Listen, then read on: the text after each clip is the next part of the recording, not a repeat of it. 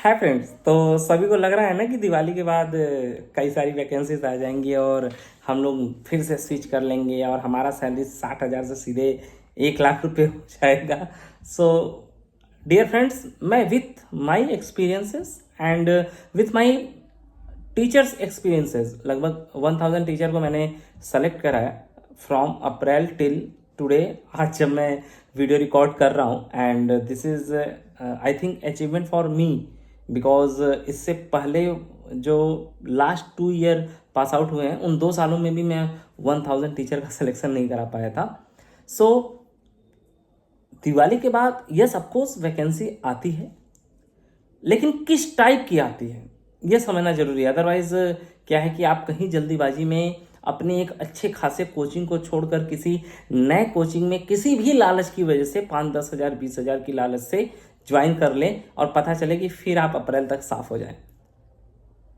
होता क्या है, पहले आपको कोचिंग की साइकिल को समझना पड़ेगा, कि वैकेंसी की साइकिल को समझना पड़ेगा। If you are coaching teacher, सबसे पहले हमारी जो वैकेंसीज रिलीज होती हैं, हमारा सेशन स्टार्ट होता है मार्च अप्रैल में। मार्च अप्रैल में जनरली ऐसे टीचर्स की रिक्रूटमेंट कराई जाती है जिनका टीचिंग मेथड काफ़ी अच्छा हो।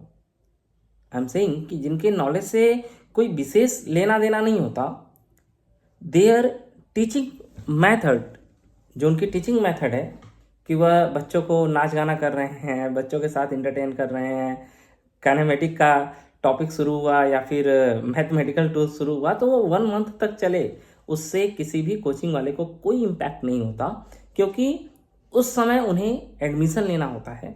तो फॉर टेकिंग द एडमिशन वह ऐसे टीचर को रिक्रूट करते हैं जिनका टीचिंग मेथड काफ़ी अच्छा हो। I know very much knowledgeful teacher जिनका जॉब एवरेज अप्रैल में अच्छे पैकेज पे नहीं लग पाता या फिर वह काफ़ी ब्रांड में ही जाते हैं। इस टाइम पीरियड पे कोई भी हो वह कहीं ना कहीं सेटल हो ही जाता है। सैलरी ऊपर नीचे हो सकता है। जिनका पढ़ाने का मेथड अच्छा है उनको ज़्यादा हायर सैलरी मिलता है, और जिनका पढ़ाने का मेथड थोड़ा ऊपर नीचे है उनको थोड़ा सा कम पैकेज मिलता है। फिर आता है second phase, that is the phase of the August, June July August. इस टाइम पे जो नाचने गाने वाले टीचर होते हैं उनकी मैक्सिमम की पोल खुल चुकी होती है। ऐसे कंडीशन में अब गेम में आते हैं नॉलेजफुल टीचर, और जनरली आप देखेंगे कि जो जून जुलाई अगस्त का मंथ होता है उसमें 18 लाख से ऊपर की जॉब निकलना शुरू होती है, जॉब रिलीज होती है। उस समय पे 18 लाख मतलब कम से कम 15 लाख की ही तो जॉब रिलीज होती ही होती है। बिकॉज नाउ जो अच्छा पढ़ाने वाले टीचर हैं लेकिन उनके पास नॉलेज नहीं है, अब मामला सेंटर ऑफ मास पे पहुंच चुका होता है और वह बच्चे को बानर बना के उसका सेंटर ऑफ मास निकाल रहे होते हैं। बच्चों को भी कुछ नहीं समझ में आ रहा होता, टीचर को भी विशेष नॉलेज तो होता नहीं है, वो तो नाचने गाने वाले टीचर होते हैं। तो ऐसे कंडीशन में जो जून में जुलाई अगस्त में जो टीचर हैं जिनकी नॉलेज अच्छी है, जिनकी होल्ड सब्जेक्ट पे अच्छी है, टिल मेंस लेवल उनका सिलेक्शन होता है। उसके बाद फेज आता है डियर फ्रेंड्स दिवाली के बाद का। अब इस फेज को अच्छे से समझिएगा। यहां पर न नाचने गाने वाले टीचर रिक्रूट होते हैं, एक तो वैकेंसी 2 लोगों के द्वारा दी जाती है। एक तो टीचर के द्वारा, मतलब टीचर किसी कोचिंग को छोड़ देता है, उसकी वजह से हमें डायरेक्टर रिक्रूटमेंट दे रहा होता है, उसकी वजह से हमें रिक्वायरमेंट मिल रहा होता है। सेकेंड जो हमारे पास फेज आता है, डायरेक्टर खुद ही टीचर को निकालता है। अब डायरेक्टर दिवाली के बाद किन टीचरों को निकालेगा? ऐसे टीचर वही जो नाचने गाने वाले थे लेकिन नीट लेवल पे थे या मेंस लेवल पे थे, उनसे रिजल्ट नहीं निकल सकता है लेकिन वो पढ़ा अच्छा लेते हैं।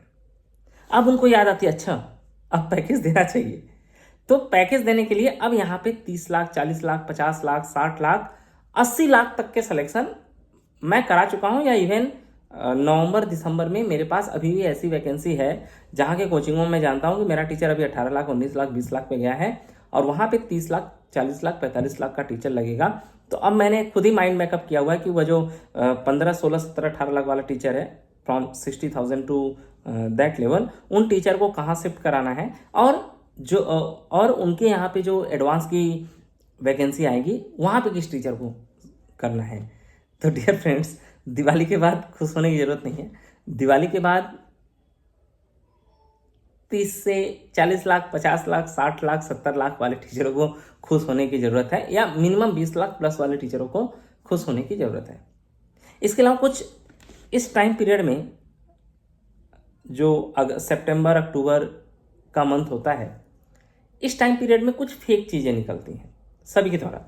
Brand, non brand, consultancy. इस साल मुझे नहीं निकालना पड़ा बिकॉज मेरे पास लगातार इतनी वैकेंसी थी कि मुझे फेक वैकेंसी की तरफ नहीं जाना पड़ा। जो मुझे लगातार फॉलो करते हैं वो देख रहे हैं कि हफ्ते में 2 ही 3 दिन 4 दिन में वैकेंसी निकालता हूँ। उसके बाद जब तक वह वैकेंसी क्लोज नहीं हो जाता मैं नई वैकेंसी नहीं निकाल रहा। और एटलीस्ट एक बार सभी के पास कंफर्मेशन जा रहा है कि आपका सीवी शॉर्टलिस्ट हुआ कि नहीं हुआ, और शॉर्टलिस्ट अगर हो गया है हमारे साइड से तो उसको हमने कोचिंग में भेज दिया है। 70% केस में मैं कोचिंग का नाम भी लिख के भेज देता हूँ कि इस फलाना कोचिंग में आपका भेजा गया है, नहीं तो मैं लोकेशन लिख कर भेज दे रहा हूँ। बट ज़्यादातर जो ब्रांड कोचिंग है वह एफटीपी का, मैं सभी को नहीं बोल रहा, कुछ वह एफटीपी के सहारे अपनी रिक्वायरमेंट निकालते हैं। इस एफटीपी में उनका मोटो आपका जॉब दिलाना नहीं होता, इस एफटीपी में उनका मोटो आपसे काम निकालना और आपसे कमाने का होता है।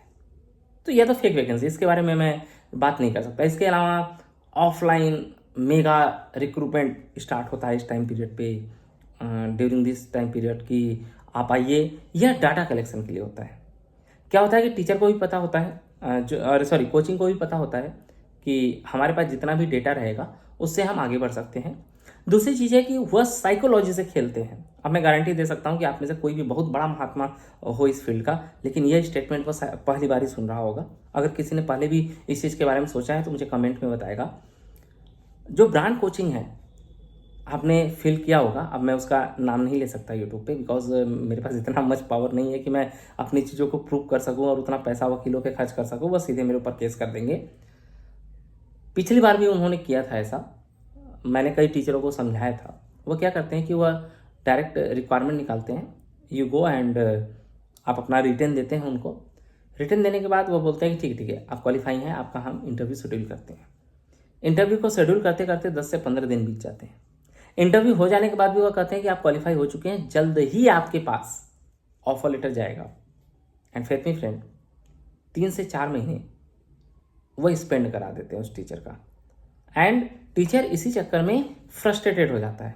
अब 3 महीने पहले उसकी नॉलेज बहुत अच्छी रही होगी, लेकिन इस 3 महीने में जैसे उसको पता चला कि फलाना वाला कोचिंग में या फलाना कोचिंग में हमारा सिलेक्शन हो गया है, तो वह अब अपने बच्चों को पढ़ाने में लग जाता है पूरा सिलेबस देखने की जगह पे, जिसकी वजह से उसका नॉलेज उस टॉपिक पे तो अच्छा रहता है जिस टॉपिक को वो पढ़ा रहा है कंटिन्यूअस, लेकिन जिस टॉपिक को वह टच में नहीं आता है 3 महीने में, उनकी उस टॉपिक पे कॉन्टेक्ट कम हो जाती है। एंड 70% केस में उस टीचर का जॉब फिर से जितने पैकेज पर रहता है उससे कम पैकेज पे ही लगता है। वो हमें फिर फ़ोन करता है, जब हम समझा रहे होते थे कि नहीं भाई देखिए आप उस पर फेथ मत कीजिए, आप कहीं और अच्छी जगह चले जाइए, बाद में जब उस कोचिंग का वैकेंसी आएगा तो फिर से आप उसमें चले जाइएगा। लेकिन वह एक ताव में कि अब हमें कंसल्टेंसी फीस नहीं देना है और फलाना टिकाना धमाका करके वह चले जाते हैं। तो यह भी एक प्रॉस्पेक्टस है। दिवाली के बाद जो 60-70 हज़ार वाले टीचर हैं वह क्या करें, या 12 लाख तक के टीचर हैं वह क्या करें। डियर फ्रेंड्स, कोशिश तो यह करें कि अगर आप स्टेबल जगह हैं तो 10-20 हज़ार के लिए अपना जॉब चेंज ना करें। उसका रीज़न मैं बताता हूँ, आप इस रीज़न को प्रॉपर समझिएगा कि आप कितने भी अपने आप में तोपू खान हो, अगर कहीं पे आपको 60,000 रुपये 60,000 का ऑफर हो रहा होगा तो वहाँ पे जो टीचर रहा होगा वह 60+ ही रहा होगा, 60 माइनस तो नहीं रहा होगा।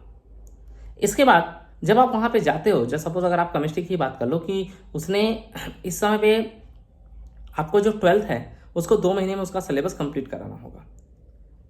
जो पुराना वाला टीचर है जो कि उस जॉब को छोड़ कर गया है, वह कितना भी खराब पढ़ाता हो, कितना भी नालायक टीचर हो, लेकिन एक हाफ सेशन कंप्लीट करने के कारण बच्चों के साथ, या 1-1.5 साल कंप्लीट करने के कारण बच्चों के साथ उसका एक इमोशनल अटैचमेंट बन चुका है एंड आप फ्रस्ट्रेट होने लगेंगे क्योंकि आपका फीडबैक अच्छा आएगा ही नहीं। आपको लगेगा कि मैं बहुत तुर्रम खा हूँ, मैं तूफान मचा दूंगा, मैं बवाल खड़ा कर दूंगा, मैं यह कर दूंगा, मैं वो कर दूंगा। आप कुछ भी कर लो, लेकिन आपका फीडबैक अच्छा आएगा ही नहीं और आप सफ़र कर जाओगे 10-15 दिन के लिए। इस 15 दिन में डायरेक्टर को यह समझ में आ जाएगा कि नेक्स्ट ईयर इस टीचर को नहीं रखना है, या फिर वह फिर से 1 लाख वाले टीचर को लाएगा। अब 1 लाख वाला जो टीचर है, क्योंकि आप 60,000 पे थे, 1 लाख वाला टीचर थोड़ा सा आपसे बेटर होगा। इस चीज़ को अगर आप डिनाई भी करना चाहते हो तो कभी मत करना। आईफोन ही होता है, सैमसंग ही होता है। कोई भी कम सैलरी पे काम करने के लिए आज के डेट में मार्केट में रेडी नहीं है। अगर रेडी होता है तो वो सबसे बड़ा बेवकूफ़ है। जनरली प्रिंसिपल की नज़र में, डायरेक्टर की नज़र में, टीचर की नज़र में, कंसल्टेंसी की नज़र में 18 लाख पाने वाला 18 लाख का ही होता है, 80,000 पाने वाला 80,000 का ही होता है, चाहे वो कितने भी अपने आप को क्लेम क्यों ना कर ले। तो इसकी वजह से उसका फीडबैक खराब हो जाता है। अनटिल अनलेस काफ़ी अत्त ना हो चुका हो, वह आप कोचिंग को चेंज मत कीजिएगा। इसके साथ साथ फिर से आपका जो फेज होता है फरवरी मार्च का, जनवरी फरवरी मार्च का, डियर फ्रेंड्स, इस टाइम पीरियड में वैकेंसी होती ही नहीं है, होती ही नहीं है। मतलब सर इक्का दुक्का तो हमेशा होता है। इस टाइम पीरियड पे वैकेंसी होती ही नहीं है, तो जॉब चेंज ही ना करें, क्योंकि 12th का बच्चा, 12th का जो बैच है वो ख़त्म हो चुका है।